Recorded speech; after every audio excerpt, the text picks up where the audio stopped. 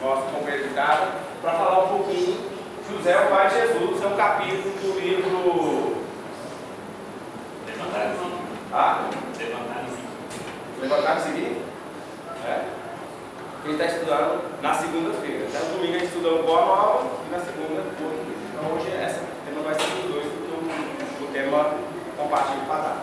Seja convidado, seja bem-vindo.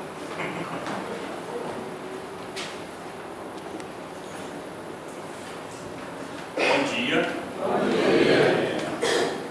Antes da gente começar, eu vou fazer um desabafo. Porque eu preciso da ajuda de vocês, porque eu já dei palestras sobre muitos temas. Eu já dei estudos sobre muitos temas. Mas nunca uma palestra tão difícil quanto essa. Então eu queria a ajuda de vocês para segura, porque senão ele vai cair. Tá bom? Vou pegar água aqui. Primeiro que eu ainda não sou pai. Ainda. Então, ontem mesmo eu estava pensando, nossa, eu sou quase indigno de estar aqui no Dia dos Pais. Para falar dos pais. Porque eu sou só filho. Como diria aquela música do Ira, se o meu filho não nasceu, eu ainda sou o filho. E nós estamos aqui, aprendendo. Segundo, porque a figura de São José vai me lembrar lá da minha infância, porque eu estou aqui na Casa Espírita, gente, mas eu sou católico. Tem 15 anos que eu estou aqui dentro, mas eu sou católico. Eu sou de formação católica. E a paróquia onde eu recebi os primeiros ensinamentos, né, sobre a doutrina cristã e tudo, chamada Paróquia São José, tá ali no Jardim Marilisa. Eu não lembro o endereço agora, sei que está ali perto do departamento de polícia que tem lá. E a figura de São José sempre me tocou bastante. Sempre me colocou naquela posição de reflexão íntima, porque são vários os espíritos que nós conhecemos que passaram pela Terra e que deixaram seu nome grafado, deixaram provas, deixaram trabalhos, deixaram obras que resplandecem ao mundo. Mas há espíritos que conseguiram fazer o seu trabalho e, nas palavras belíssimas de Emmanuel, de forma tão espiritual que nós não encontramos vestígios materiais para estudá-los ou para entendê-los. Não só José, mas diversos discípulos, apóstolos de Jesus. Dos 12 apóstolos mesmo, nós conhecemos a história de vários deles, mas a grande maioria passou oculto. Nós conhecemos a história de Paulo, nós conhecemos a história de João, nós conhecemos a história de Tiago Maior, que está narrada lá nos Atos dos Apóstolos, mas a grande maioria nós não sabemos o destino de Tomé, não sabemos o destino de Bartolomeu. Só sabemos que, se nós estamos aqui hoje, nesse domingo, falando sobre a mensagem de Jesus, vivendo a mensagem de Jesus em quaisquer igrejas que nós hoje podemos visitar, isso se deu ao trabalho de homens e mulheres que realizaram pequenas e grandes obras. E quando nós vamos estudar o universo na sua imensidão, nós vamos entender que não existe nada pequeno e não existe nada grande demais. Porque, como os Espíritos vão responder para Kardec, tudo que existe e foi criado por Deus, foi criado da sua sabedoria, ou seja, tem um propósito. Todos os atos que nós cometemos na nossa vida têm um propósito. E quando nós vamos estudar a vida de Jesus, como nós estamos estudando aqui nos nossos domingos de manhã, nós vamos encontrar vários personagens do Evangelho que às vezes não são nada desenvolvidos, e aí, graças à mediunidade bendita, né, em favor do bem, nós temos hoje informações sobre esses espíritos e vemos que eles são muito parecidos conosco, que eles têm dúvidas, que eles vacilam e que eles são, em essência, humanos, assim como nós. Divino no Evangelho, só Jesus. Mas nem Jesus, com todo o poder que ele tem, decidiu fazer aquilo que ele tinha para fazer aqui na Terra de maneira sozinho. Às vezes eu fico pensando que uma dificuldade muito grande da gente entender o nosso mundo, e hoje isso é tema recorrente de quaisquer discussões. Esse tema já chegou até na política, né? De que a realidade do nosso mundo está muito difícil. E está mesmo, nós temos problemas de violência, nós temos problemas de saúde, nós temos problemas de abastecimento de água, nós temos problemas econômicos, migração, vários problemas que a gente pode elencar.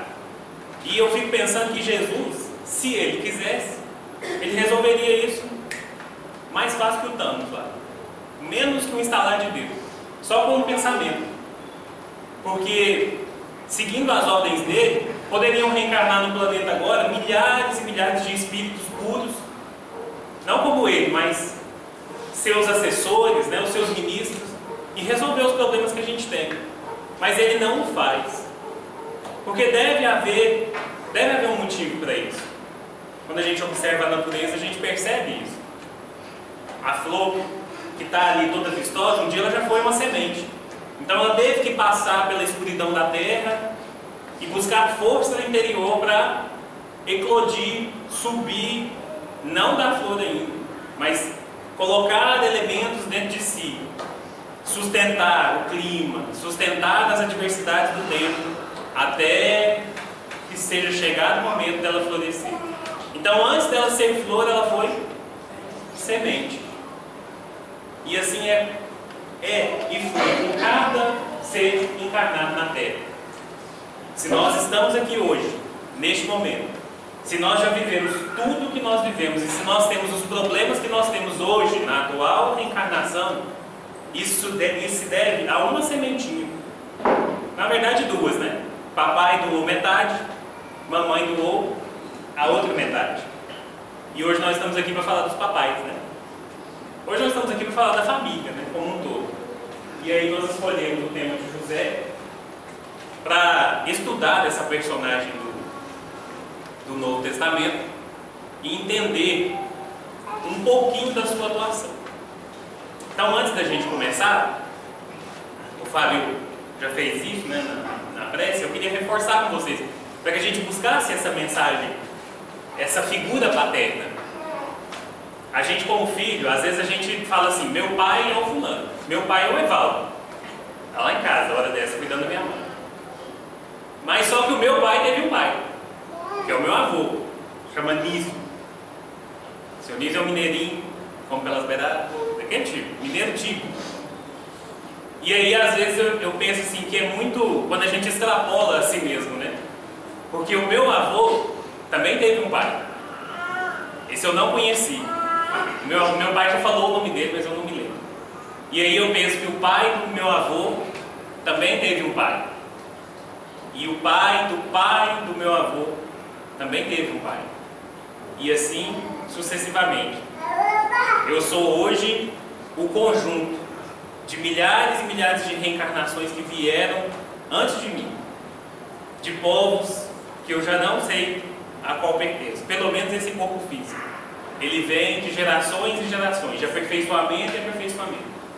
E quando eu paro para pensar na minha vida, eu penso que meu pai também tinha dúvidas. Meu pai também não sabia o que seria do futuro. Meu pai também teve que assumir uma responsabilidade. E para ele, às vezes, pode não ter sido fácil. Como para mim, hoje eu penso, nossa, o que deve ser pai. A gente está aí se preparando, às vezes a gente não para pensar. E você não simplesmente liga uma chave e pronto, a partir de agora você é pai. Assim como qualquer responsabilidade que Deus vai colocar na nossa mão, a gente assume essa responsabilidade se a gente quiser. Dentro da casa espírita a gente vê isso. E dentro do mundo também. Há responsabilidades e há responsabilidades. Uma responsabilidade com o emprego, você assume e fica com ela se você quiser. A responsabilidade de um relacionamento, você assume e fica com ele se você quiser. É tudo uma questão de escolha. Tudo. Mas houve uma escolha primordial antes de toda escolha que nós pudéssemos fazer aqui na Terra, que foi a escolha de nos deixar viver. Hoje que o tema do aborto é tão disseminado, é tão discutido, só encarnado fala de aborto. Vocês já perceberam? Desencarnado não tem chance. Quem ainda não nasceu não fala sobre aborto. Só aqueles que estão aqui encarnados. Só aqueles que já têm a chance de poder falar sobre aborto. É estranho, né? Porque o direito daqueles que ainda não nasceram, esses não têm ninguém que possa defendê-los, né?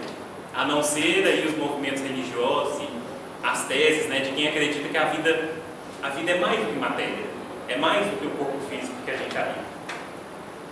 Então qualquer coisa que nós decidamos fazer da nossa vida encarnada hoje, nós só podemos fazer por conta dos nossos pais. Seja essa decisão reclamar do meu pai, falar mal do meu pai, sentir mágoa, raiva, ódio dos nossos genitores. Isso só é possível agora, porque um dia Ele nos deu a vida. Seja num ato impensado, seja num ato planejado. Isso só foi possível porque eles estiveram lá, nossos pais. Então, quando nós pensamos na fragilidade da matéria, nós vamos pensar que o nosso nascimento poderia ter sido abortado. Nós poderíamos ter sido das milhares, milhões de crianças que são abortadas todos os anos. E ainda assim, depois que nós nascemos, tiveram pessoas que zelaram por nós, agentes do destino, que cuidaram de nós. Porque quando você tem a idade aqui do pequeno Bernardo, você precisa de alguém para agasalhar ele quando estiver fazendo frio, para dar comida quando ele tiver fome. Então nós já passamos por essa fase também, sementinha. Nós já estivemos aqui no colinho da mamãe, porque nós não tínhamos para onde ir. E tudo isso, gente, tem de culminar no coração cristão, na maior das gratidões que nós podemos ter. Não à toa, Moisés elenca, dentro dos seus 10 mandamentos, honrar vosso pai e a vossa mãe. E Jesus vai relembrar, dentro de todo o seu evangelho, que o amor aos nossos pais tem que ser feito de maneira indefinível. E o próprio Jesus, mesmo sendo o Espírito mais perfeito que já pisou na terra, decidiu que a sua encarnação aqui seria feita da maneira normal. Ele teria uma mãe e ele teria também um pai biológico, e um pai que o suprisse como um cidadão daquele tempo. E esse pai foi José. A figura de José, como eu disse para vocês, ela é um tanto misteriosa. Nós não temos muitas informações sobre ele dentro dos evangelhos. Então fica complicado a gente fazer um estudo. E aí, quando a gente não tem certeza de alguma coisa, a gente vai pedir ajuda aos universitários. E graças a Deus, dentro do movimento espírita, nós temos o maior dos universitários que nós poderíamos consultar. Então, Emmanuel dedica, lá no livro Levantar e Seguir, psicografia de Francisco Cândido Xavier, no capítulo 9, um dedo de prosa sobre esse espírito. E para gente que, para mim pelo menos, estou começando a estudar Emmanuel agora, gente, é sublime. Esse espírito, só pelas palavras dele a gente consegue entender o grau de elevação que ele já atingiu, para falar de assuntos de maneiras tão belas. E eu particularmente posso dizer a vocês que quando eu li esse capítulo, eu estive de frente do capítulo mais sublime que eu já vi desse espírito. Eu quero convidar vocês a ler aqui comigo agora.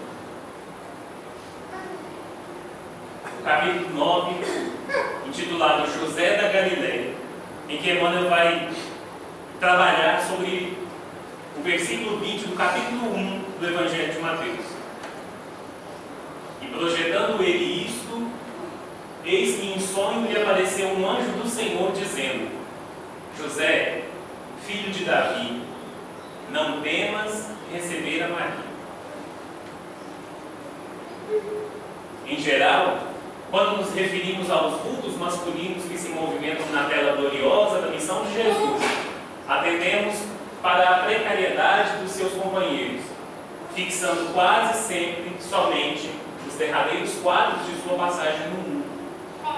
É preciso, porém, observar que, a par de beneficiários ingratos, de ouvintes indiferentes, de perseguidores cruéis e de discípulos vacilantes, houve um homem integral que atendeu a Jesus, hipotecando-lhe o coração sem mácula à consciência. José da Galileia foi um homem tão profundamente espiritual que seu vulto sublime escapa às análises limitadas de quem não pode prescindir do material humano para um serviço de definições. Já pensaste no cristianismo sem ele? Quando se fala excessivamente em falência das criaturas, recordemos que houve um tempo em que Maria e o Cristo foram confiados pelas forças divinas a um homem. Entretanto, embora honrado pela solicitação de um anjo, nunca se vangloriou de dádiva tão ampla. Não obstante, contemplas a sedução que Jesus exercia sobre os doutores, nunca abandonou a sua capitalidade. O mundo não tem outras notícias de suas atividades, senão aquelas de atender às ordenações humanas, cumprindo um édito de César e as que nos mostram no templo e no lar, entre a adoração e o trabalho, sem qualquer situação de evidência. Deu a Jesus tudo o quanto podia dar.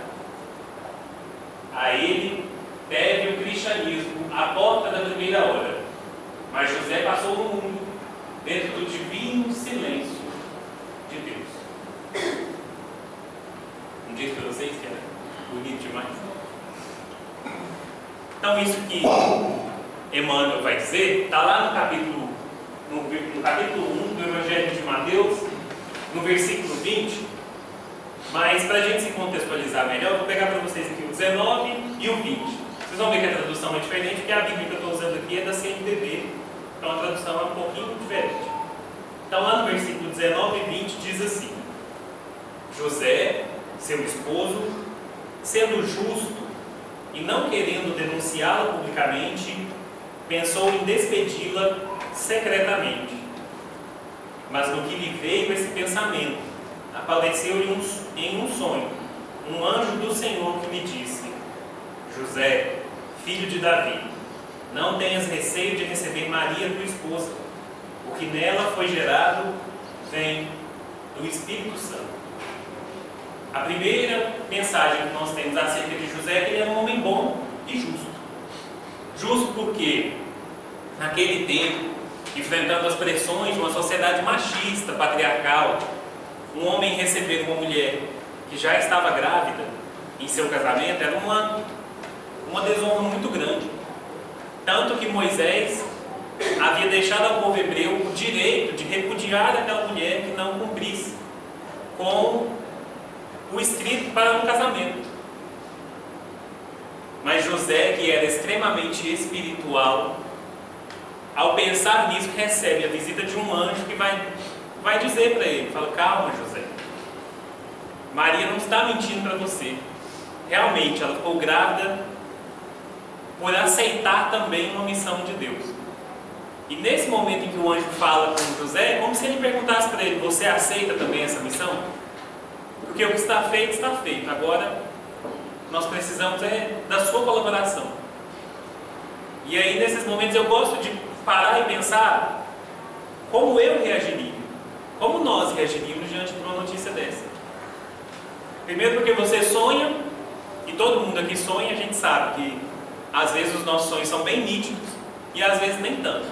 Mas esse homem já era tão espiritualizado que ele não só cumpria a sua missão de adoração e trabalho a Deus, como também acreditava em seus poderes mediúnicos e já tinha uma certa convivência com esses mensageiros, porque não deveria ter sido a primeira vez que ele recebeu um anjo.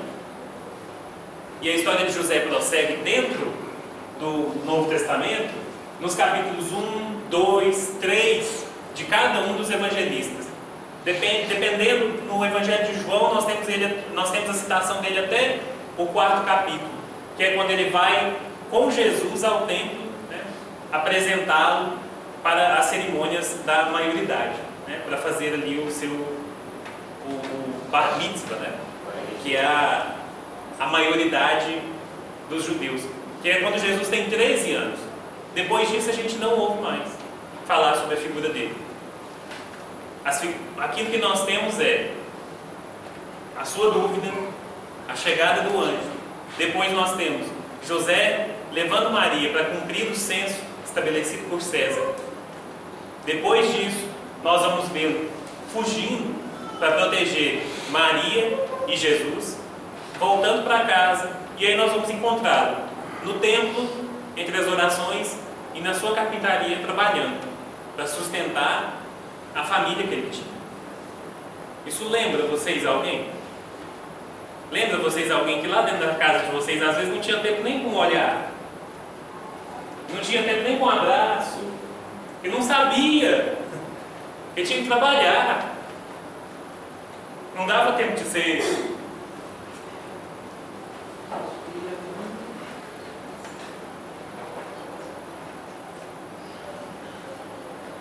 Às vezes não dava tempo de ser aquilo que a gente queria, né? Tinha que trabalhar.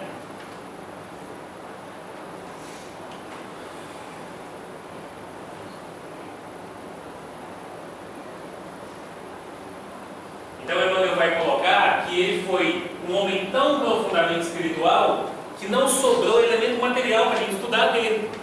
A gente não tem por onde ele andou, como ele morreu, que vida ele levou, porque ele passou ali, sublimamente sobre essa vida.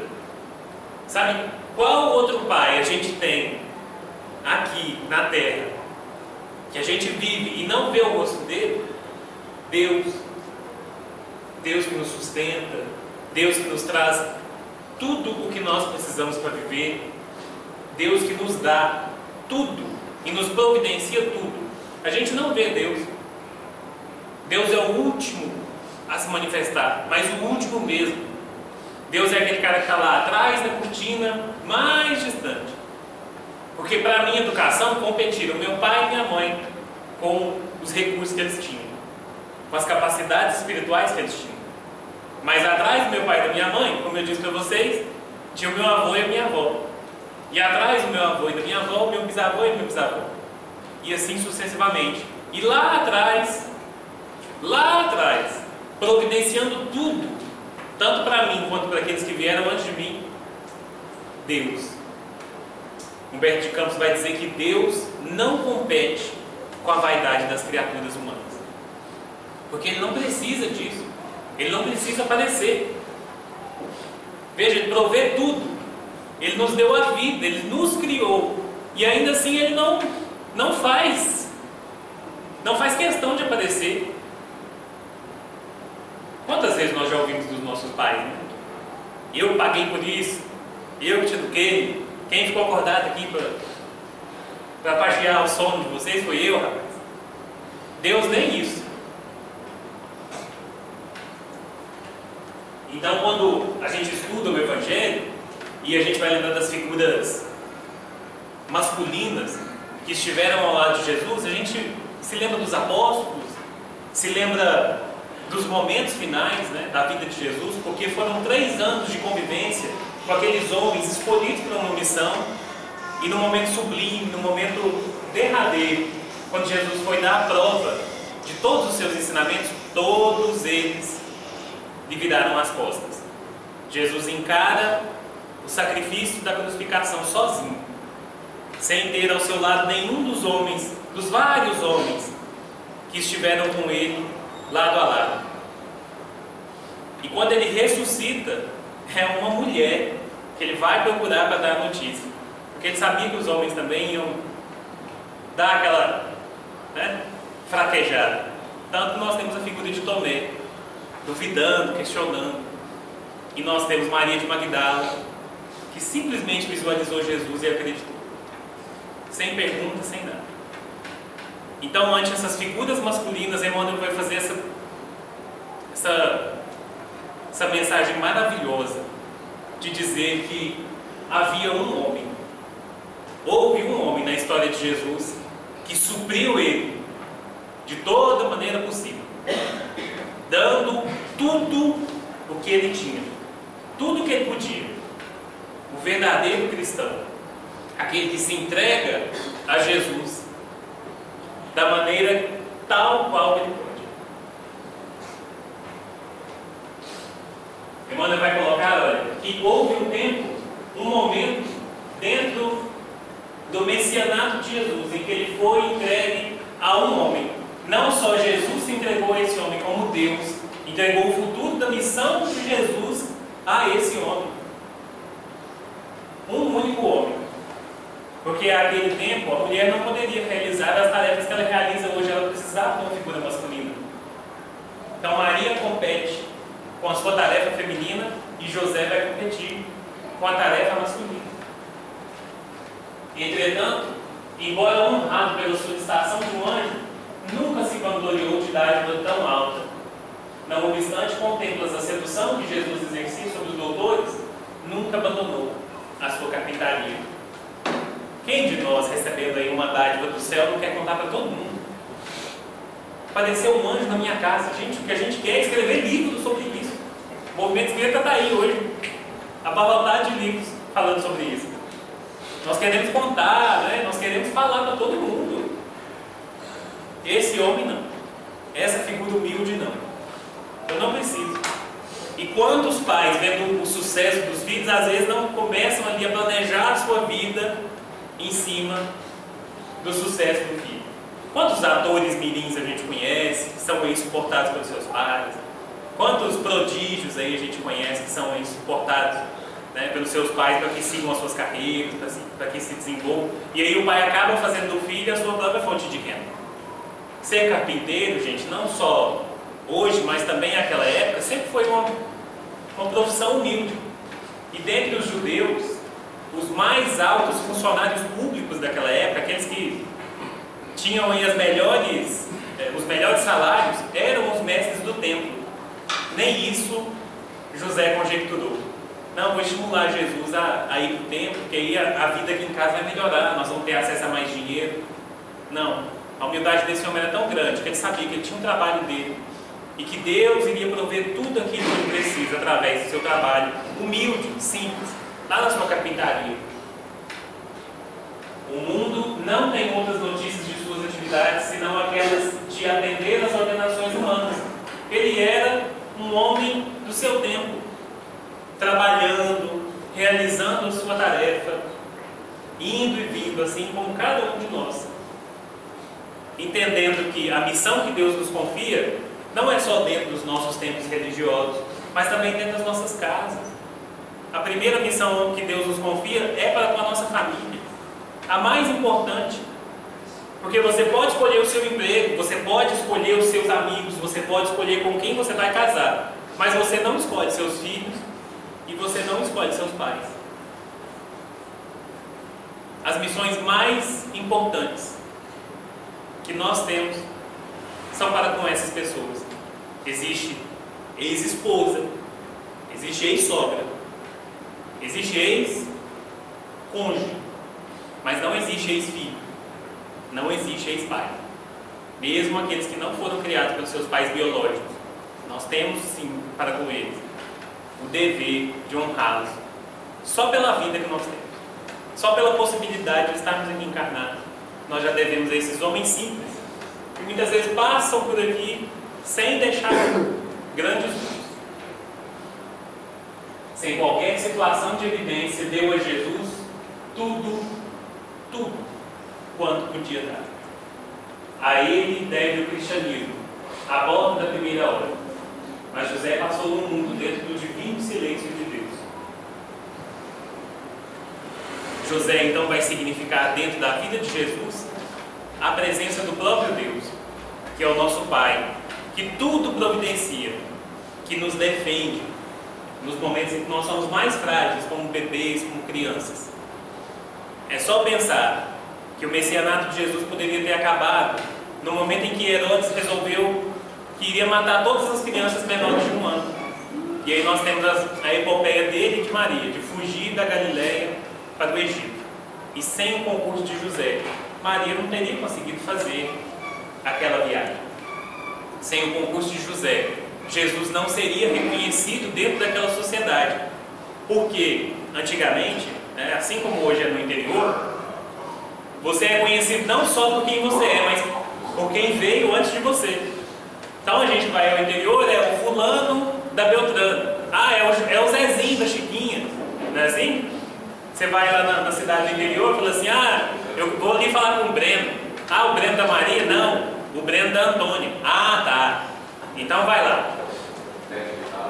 Isso, neto do fulano, ou o esposo da ciclano, ou o filho do fulano ou da fulana. Não é assim que funciona? Aqui em Goiás nós temos, né, ainda essa cultura.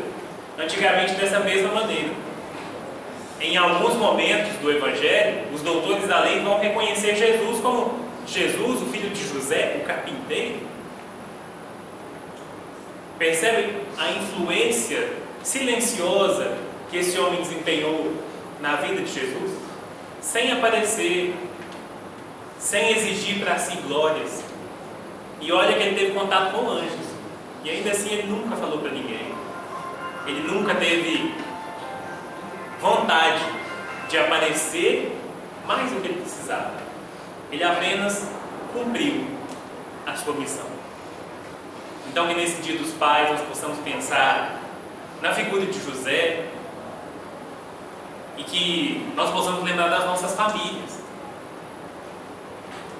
E que todos nós, dentro das nossas famílias, temos problemas. A não ser, é claro, que alguns de vocês aqui venha de famílias de espíritos puros. Família de espírito puro não tem problema. Aí, geralmente, o problema vai ser o espírito não puro que reencarna lá, né? Que, geralmente pode ser um de nós, né? Que é o espírito não puro. Mas todas as famílias, gente, na Terra, têm problemas. Nenhum pai é perfeito. Só Deus é perfeito. E eu tenho certeza que por mais que, às vezes, a gente carregue mágoas de momentos vividos, que a gente pense que a nossa vida seria diferente se os nossos pais fossem diferentes, e todas as outras dúvidas que assaltam os corações de filhos, de filhas, de netos, de netas, mas que a gente tenha a certeza que esses espíritos, de uma maneira ou de outra, eles nos deram tudo que eles podiam dar. Do momento que nós nascemos até o momento que eles partem e nos deixam, ou até o momento que nós nos desassociamos daquela convivência, eles nos dão tudo que eles poderiam dar. Meu pai é impaciente, mas eu também sou impaciente. Meu pai é... não sei, meu pai é meio turrão, mas eu também sou turrão. Meu pai às vezes faltava com aquele carinho, a gente queria ter um carinho assim, mas eu também não sou a pessoa mais carinhosa do mundo. Meu pai não é o ser humano mais perfeito da Terra, mas eu também. Vamos fazer nossa prece? Vamos cantar a música aqui. A música da Ida aí, para preparar a peça. A música do Cid José. Olha o que foi meu bom José, se apaixonar pela donzela, dentre todas a mais bela de toda a sua Galileia. Casar com Débora ou com Sara, meu bom José, você podia, e nada disso acontecia, mas você foi amar Maria. Você podia simplesmente ser carpinteiro e trabalhar, sem nunca ter que se exilar e se esconder com Maria. Meu bom José, você podia